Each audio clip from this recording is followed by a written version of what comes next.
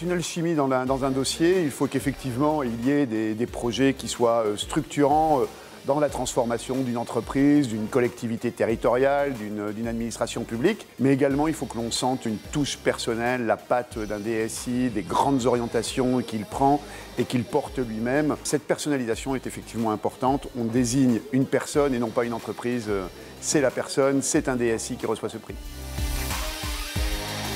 Il y a eu beaucoup de candidatures et finalement, en discutant tous ensemble, pour chacune des catégories, les avis étaient quasi unanimes parce que les candidatures étaient de qualité. Je trouve que c'est aussi un de nos devoirs de DSI de comprendre ce que font les autres. Donc c'est une bonne occasion aussi de voir le panel des compétences des autres DSI et de ses pairs finalement. Les qualités essentielles d'un DSI ou d'une DSI, de mon point de vue aujourd'hui, c'est d'être très ouvert à tous les changements technologiques et business qui sont en train de se produire dans toutes les industries. Le projet de DSI de l'année, je pense que c'est une partie de l'année qui est très importante parce que c'est un bon moyen de reconnaître aussi les différents projets qui ont été menés par des DSI. C'est un moment de reconnaissance pour ses pairs. Et puis c'est aussi un moment pour montrer que la DSI est un vrai vecteur de business pour les entreprises avec tout le côté innovation qu'elle peut apporter.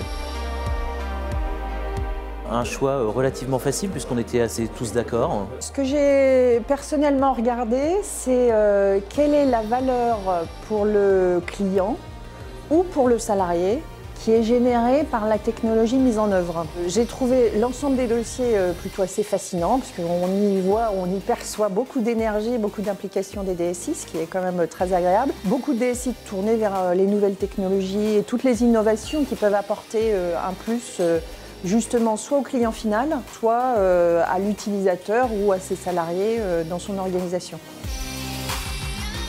C'est intéressant de participer à un exercice comme celui-là.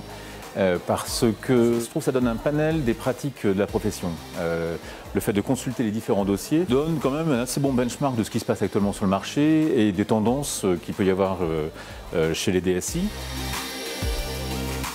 En tout cas, moi je suis ravie de celui que nous avons choisi comme DSI de l'année, c'est largement mérité. Pour connaître le DSI de l'année, écoutez, rendez-vous le 17 janvier à Salvagram à Paris. Je vous donne rendez-vous le 17 janvier prochain à la Salvagram à Paris pour découvrir l'ensemble des lauréats et qui sera le DSI de l'année 2018.